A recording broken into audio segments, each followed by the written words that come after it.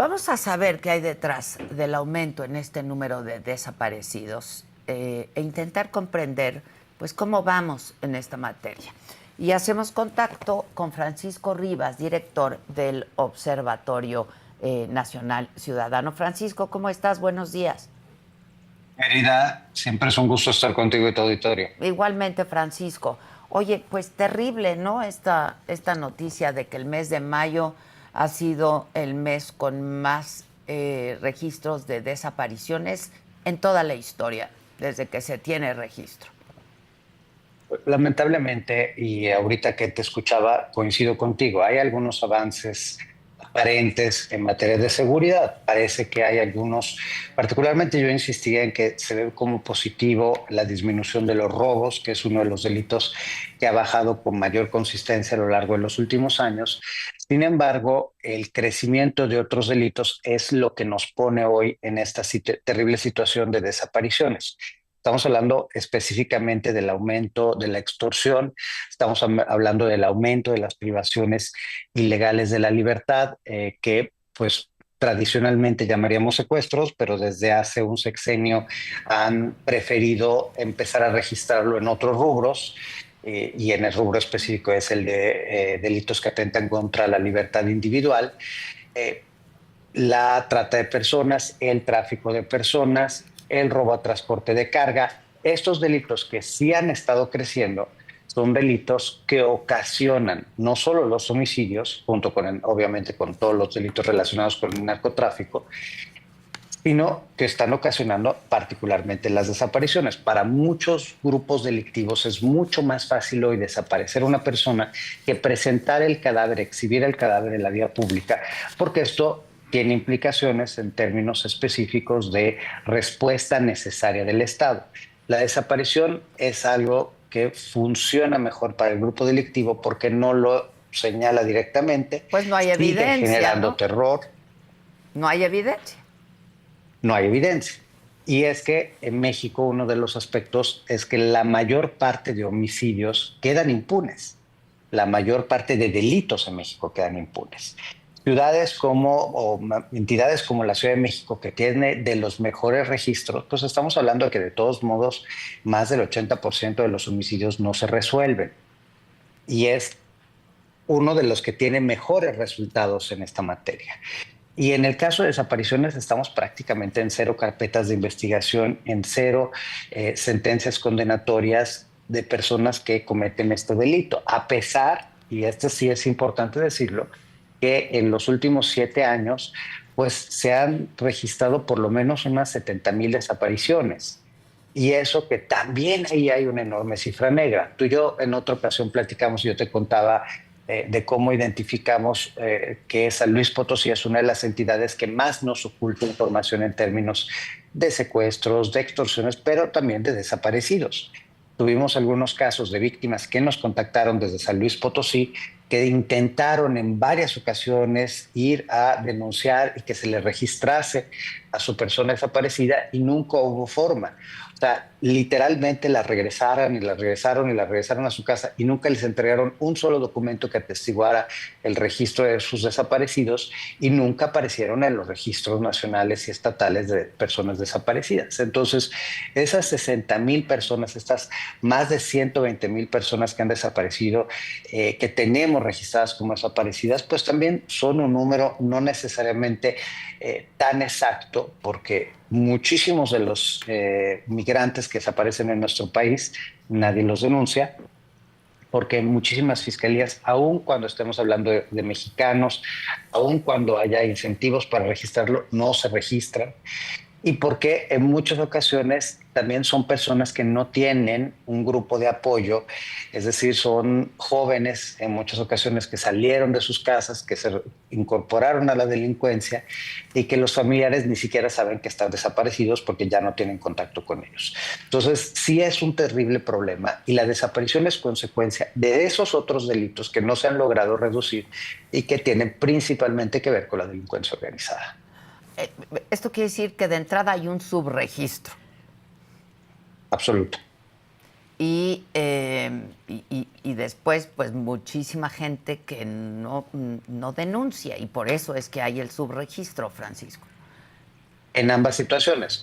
Hay un caso, por ejemplo, que nosotros le dimos seguimiento de una joven, y esto de nuevo nos remite a todas las fallas estructurales que existen, porque esta fue una joven que contactaron, le ofrecieron un trabajo en Jalisco, ella era de Coahuila, viaja de Coahuila a Jalisco, llega, se mantiene en contacto con su familia a lo largo del camino, llega a Jalisco, no se vuelve a saber de ella. La mamá va a buscarla donde debería de estar, en la ciudad donde debería estar la joven, y no logra dar con ella. Finalmente va, levanta la denuncia de registro y pocas horas después es amenazada telefónicamente que deje de estar buscando a su hija. Pasan unas semanas y resulta que la hija ya no se encontraba en Jalisco, se encontraba en otra entidad en Zacatecas y que había sido detenida junto con otros jóvenes porque habían sido víctimas de reclutamiento forzado. Los obligaron a cometer un delito y al ser ahora delincuentes, pues no tienen ninguna reducción de pena por el hecho de haber sido obligados a cometer delitos. Entonces, pues esta joven fue privada de la libertad, torturada, violada, la obligaron a cometer delitos y hoy es una criminal que pasará el resto de sus días en las cárceles mexicanas. Pero por eso te digo, es toda una cadena de cosas que no funcionan y que nos remiten indudablemente al grave problema de la presencia de la delincuencia organizada y que el registro de desaparecidos no es plenamente confiable porque una vez que denuncian los padres, en muchas ocasiones pues son amenazados y entonces o retiran sus denuncias o simple y sencillamente nunca hubo ese registro adecuado. Ahora, nos presumen mucho que ha habido una disminución en el número de homicidios dolosos. Francisco, ¿cómo se miden estos números? Porque hay quien maneja números que los manejan muy bien en este sentido y nos han dicho que pues son también cifras tramposas. ¿Cómo se miden? A ver, eh, efectivamente, si vemos la estadística oficial, a partir de 2020, o sea, es decir, más o menos en coincidencia con la jornada por la sana distancia, empezó un comportamiento a la baja del homicidio. No es tan maravilloso como nos lo han querido pintar, porque en realidad las disminuciones han sido disminuciones muy paulatinas después de un 2019 en donde el homicidio creció desmedidamente, es el año más violento de la historia de nuestro país. Por lo tanto, si nosotros volteamos a ver, pues prácticamente de los 10 años más violentos de la historia, pues en los primeros lugares están todos los años de la administración pasada. Dicho esto, en la estadística efectivamente aparece una cierta disminución. Lo que empezamos a encontrar son otras cosas. Primero, ha crecido el número de muertes no investigadas. Es decir, INEGI nos reporta un crecimiento del 40% de una víctima de homicidio a la cual pues no se hizo absolutamente nada para saber si efectivamente fue víctima de homicidio doloso, víctima de homicidio culposo, o sea, se murió solo, lo que sea. Ajá, Pues. ajá. Y eso nos habla de una muerte violenta no investigada. Y es un número importante. El otro número importante es una categoría que está asociada a los suicidios inducidos. Situaciones, por ejemplo, los contagios dolosos. Yo sé que tengo una enfermedad que es viral y que atenta contra la vida de una persona, no te comunico, tal vez una enfermedad de transmisión sexual. Tú tenemos unas relaciones, te contagias, eso es un delito y debería de estar en esta categoría, insisto, junto con los secuestros inducidos, que se llama otros delitos que atentan contra la vida y la integridad personal. Extrañamente, a partir de que empieza a disminuir el homicidio doloso, se dispara la gráfica, se dispara el registro de estos casos. Si bien en 2020 podríamos pensar que estaba asociado al COVID, pues terminada la pandemia debió de haber regresado a lo normal, que era pues un cauce, digamos, hay casos, pero pues estás hablando de pocos casos al día. Hoy estamos hablando que prácticamente son casi el mismo número de homicidios que el número de delitos que atentan contra la vida.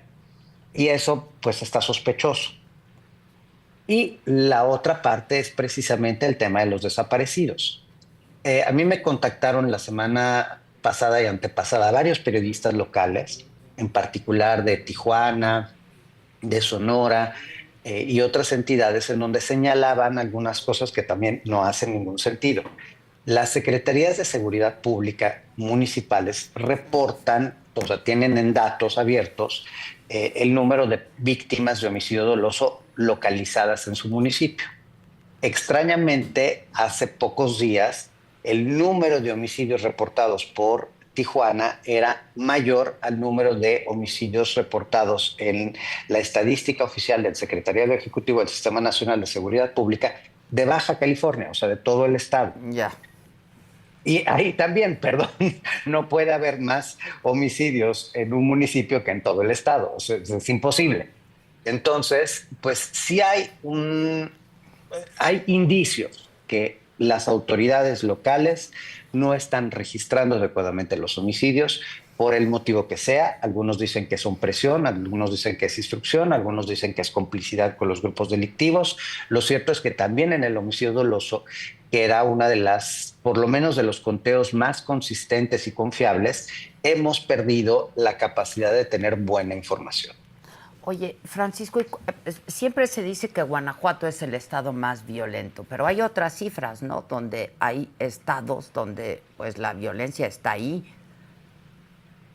Efectivamente, a ver, Guanajuato tiene una crisis gravísima de violencia, eso es sin duda.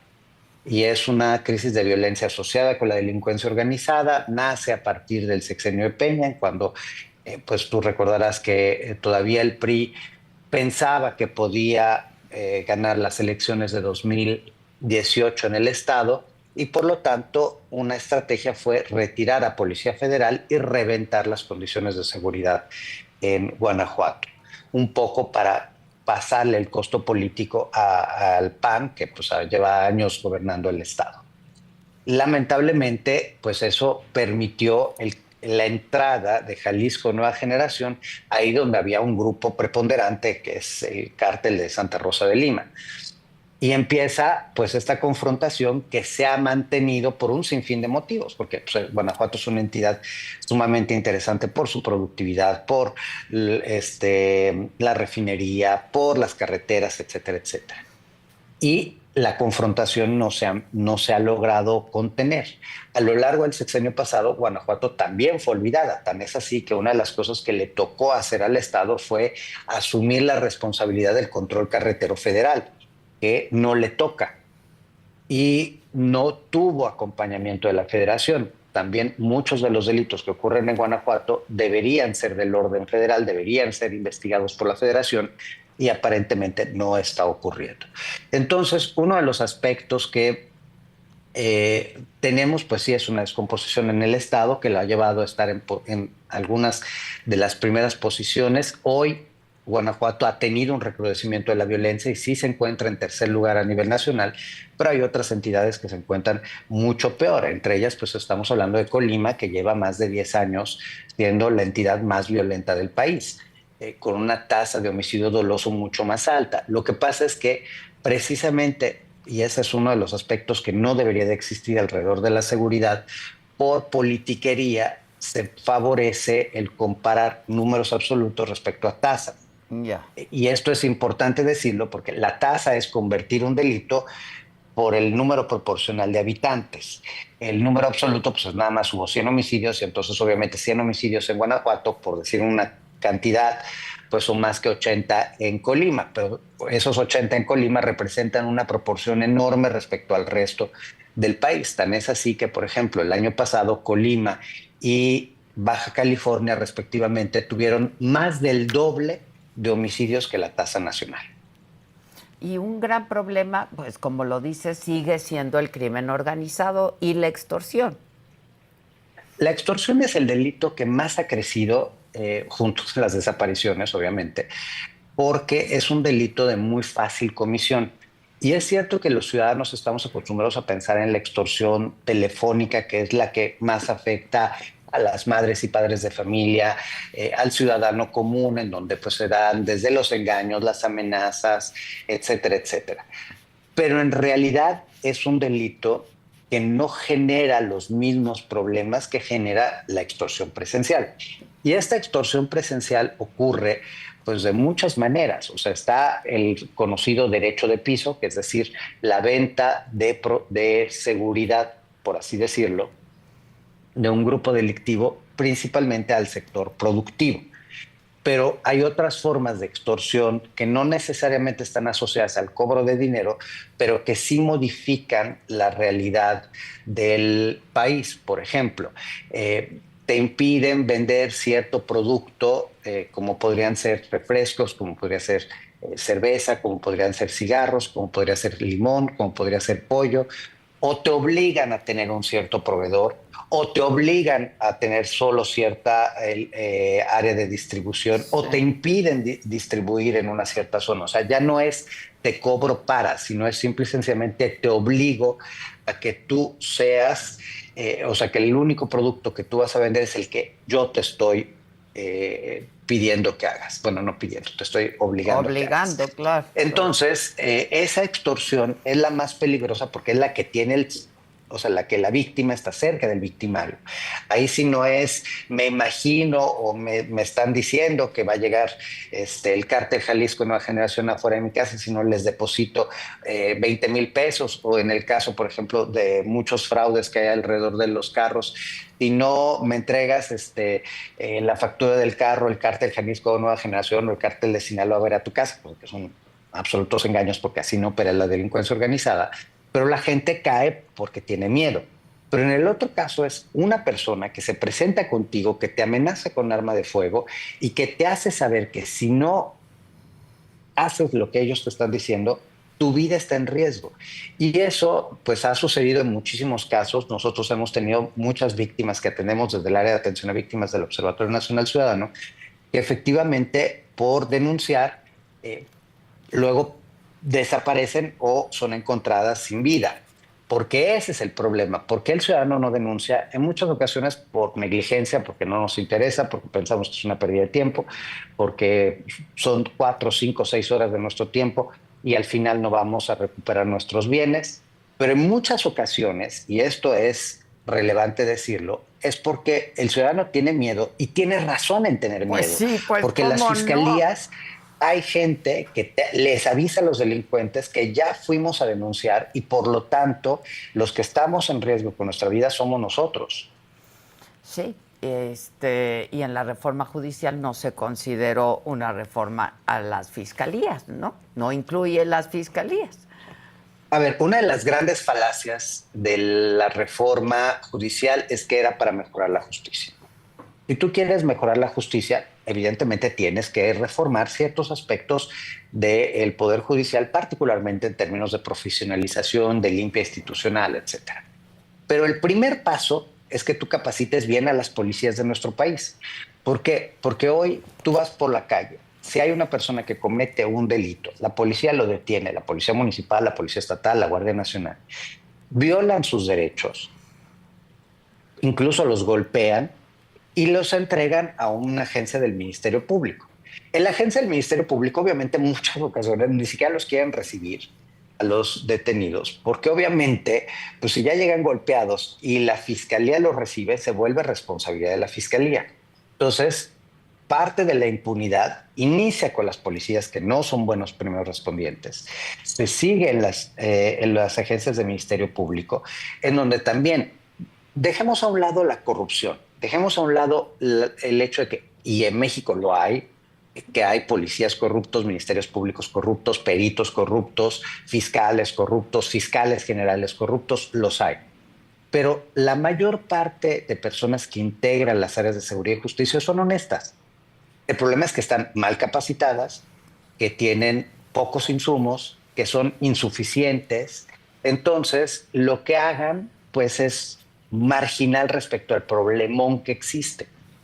En México tenemos aproximadamente 1.2 policías por cada 1,000 habitantes. Sí. Los países europeos tienen 3, con un problema de seguridad infinitamente menor.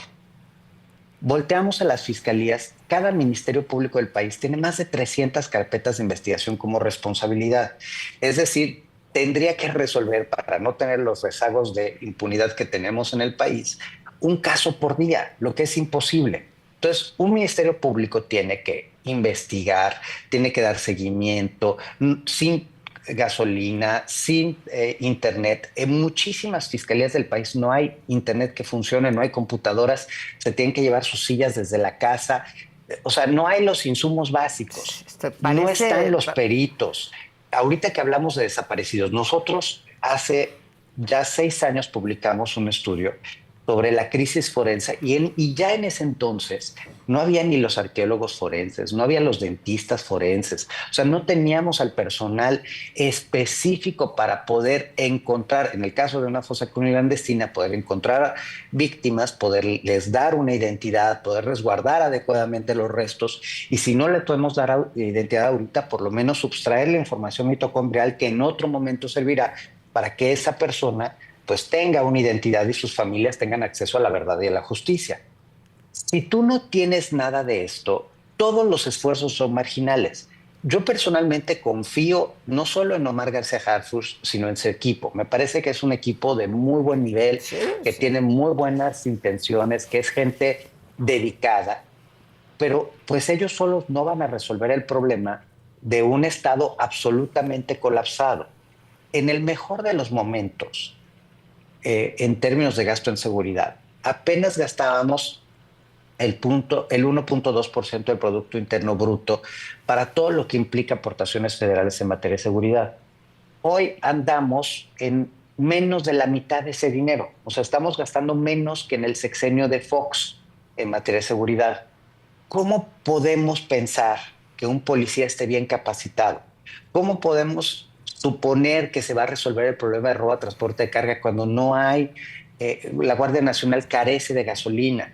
¿Cómo vamos a pensar que un caso de desaparición va a lograr acceso a la justicia si el Ministerio Público trabaja 12, 14, 16 horas, le paga mal, lo trata mal, no tiene los insumos y tiene otros 250 casos y un fiscal general que le habla y le dice es prioridad porque este sí es de mi compadre o este sí es de una persona relevante en términos de conocimiento, de ser famoso y no un ciudadano de a pie que somos los que vivimos el principal problema de inseguridad y de violencia en el país. Entonces, el problema es dramático. Si se quiere resolver los delitos, necesitamos, y se quiere hacer una reforma para abatir la impunidad y permitirle el acceso a la justicia a las personas, necesitamos reconfigurar el Estado y necesitamos ser serios en términos de gasto en seguridad.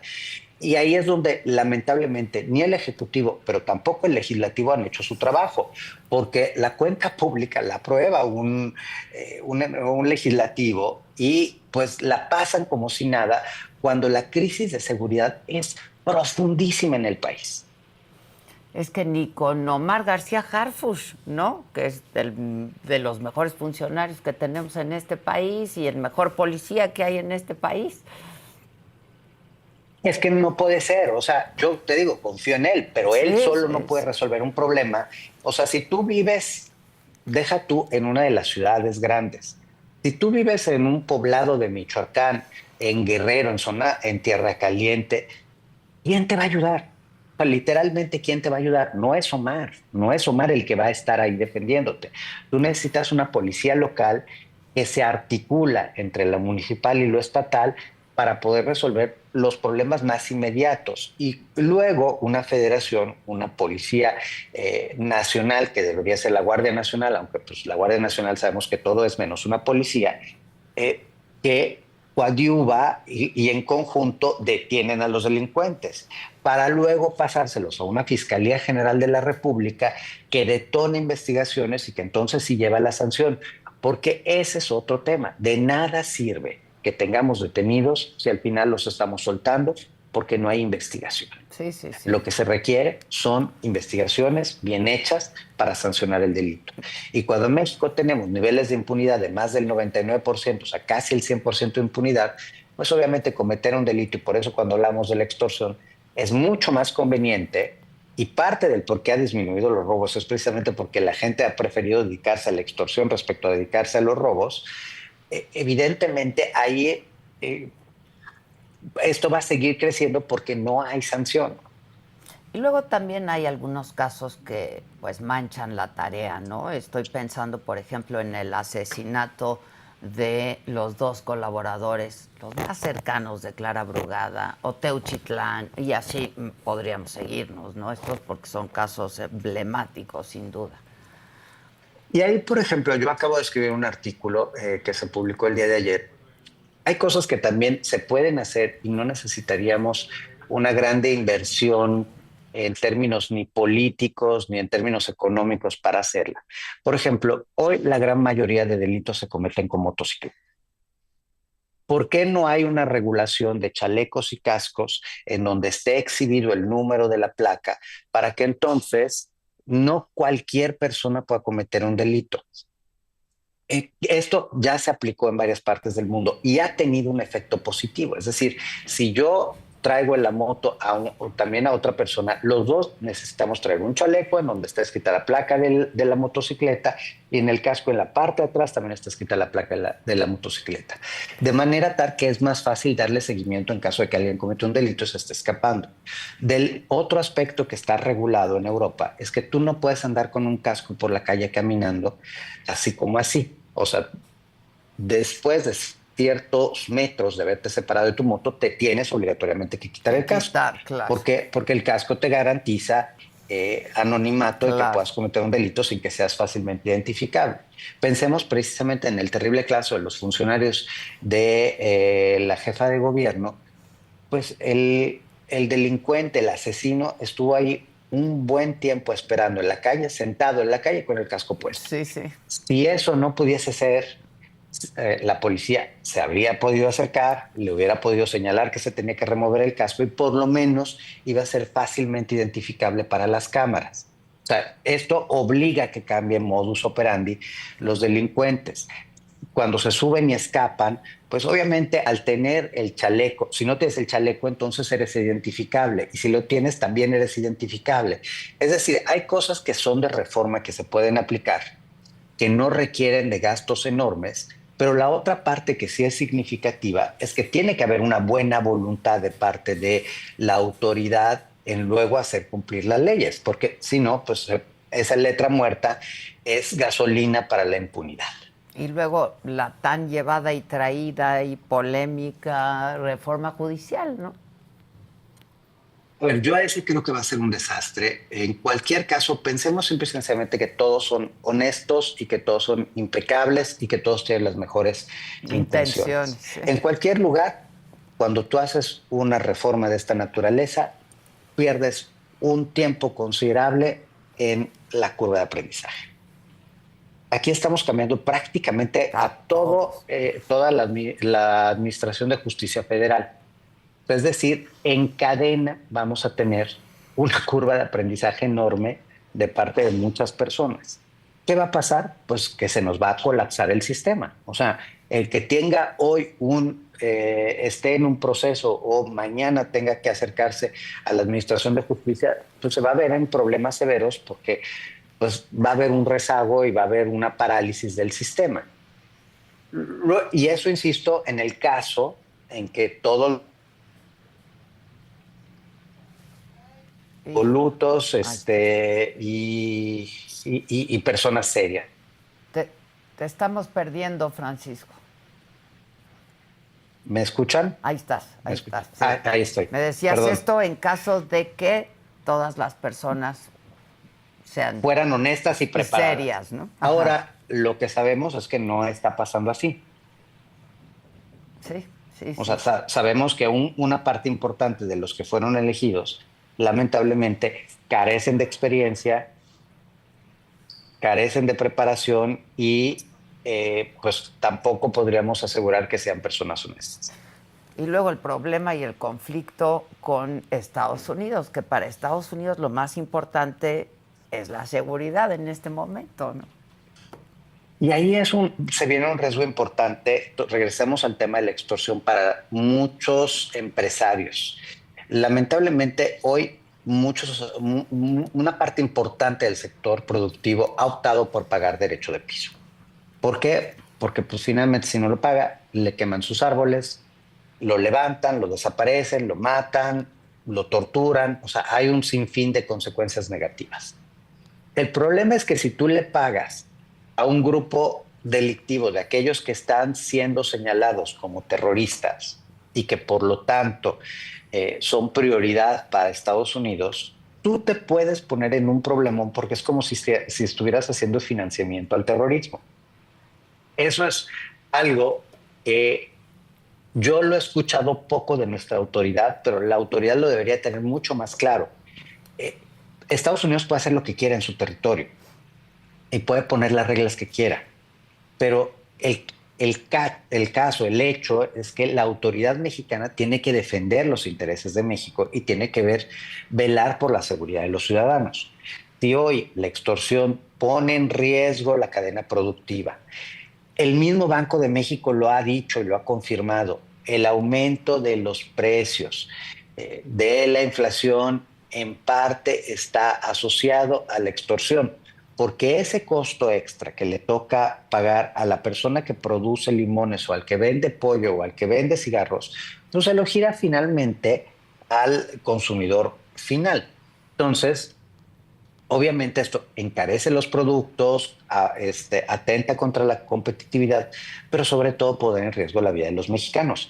Y ahora no solo pone en riesgo la vida de los mexicanos, sino también pone en riesgo su seguridad jurídica. Es decir, el potencial problema en el que se pueden ver copartícipes cuando pues ellos lo único que estaba haciendo, cuando ese limonero que pagó un derecho de piso, lo único que estaba intentando era salvar su vida y no financiar el terrorismo. Pero bajo este requisito, pues sí se necesita un trabajo mucho más profundo de las autoridades de todos los niveles de gobierno por combatir la extorsión, sobre todo en aquellos sectores que luego tendrán un impacto en el comercio internacional, en la exportación y por lo tanto en este discurso de cómo Estados Unidos establece las reglas. Y paralelamente otro factor que pues sigue sin ser exitoso, a pesar de que así no lo quieren plantear, es el tema del combate a las armas que llegan de Estados Unidos. Sí, sí. O sea, por más que le quieren decir que ahora sí le van a echar ganas, Estados Unidos no tiene ningún incentivo ni ningún interés en limitar la venta de armas. Pero ¿cómo y por lo entran? tanto, pero ahí es donde nos toca a nosotros. Pues claro, o sea, las armas no se teletransportan. No es que están en la armería en Texas y por arte de magia aparecen en Tepito. Eso no sucede. O en Ticomán, Colima, que es un gran centro de distribución de armas. O sea, no ocurre así. Pasan por una frontera mexicana, vuelven a pasar por una serie de controles mexicanos, por carreteras mexicanas, que aparentemente son resguardadas por la Guardia Nacional, y llegan a los lugares, a los centros especializados de venta, en donde tú, yo y muchos mexicanos saben dónde están esas armas. Y no pasa nada. Entonces, también ahí, si no limitamos el número de armas que ingresan al país, limitamos el que se puedan seguir vendiendo y combatimos cabalmente también el tema del ingreso de efectivo a nuestro país. Pues no, o sea, el trabajo de Omar va a ser insuficiente. Por muy buena capacidad que tenga y por muy buenas ganas y muy buenas intenciones y excelente equipo que tenga, no lo va a lograr porque cada vez hay más fuerza de parte de la delincuencia con el dinero que hacen, que sirve para comprar voluntades, que sirve para corromper gobernadores, para hacerlos copartícipes, y las armas que finalmente son las que ejecutan esa violencia y que nos pusieron en este terrible dato del mes con más desaparecidos de la historia de nuestro país, que es terrible. Es terrible, terrible. El diagnóstico es terrible. Yo sé que todas las veces que platicamos te dejo con ese, sí, mal sabor de boca, pero lamentablemente hay que estar conscientes que las cosas no se resuelven por decreto. Sí, y si no hay diagnóstico, pues no puedes abordar el problema. Y necesita seriedad. Y entonces esa seriedad empieza con el dinero, esa seriedad empieza con el quitar el pleito político. Y también pues ahora sí con combatir la corrupción, porque uno de los aspectos sobre los cuales descansa la estrategia federal, pues es la coordinación con las autoridades. Yo me pregunto cómo te puedes coordinar con tu federación, con un gobernador que sabes que parte integrante de la delincuencia organizada. Y de esos tenemos por lo menos 6 en el país. O sea, tenemos por lo menos 6 gobernadores que sabemos que están dentro de los grupos delictivos. No es que los toleran, no es que medio se llevan, no es que reciben dinero, no, no, son parte integrante. Entonces, ¿cómo puedes tú construir un proyecto de seguridad cuando tienes un gobernador narcotraficante? Pues sí, imposible, pero parece que eso solo lo sabes tú. Bueno, pues te mando un abrazo, mi querido Francisco Rivas. Como siempre es un gusto poder hablar contigo y próximamente espero que vengas por aquí al estudio. Muchas Encantado, gracias. Kevin, Oye, Adela. ¿dónde podemos ver todo el estudio que hicieron? Lo pueden encontrar en www.onc.org.mx.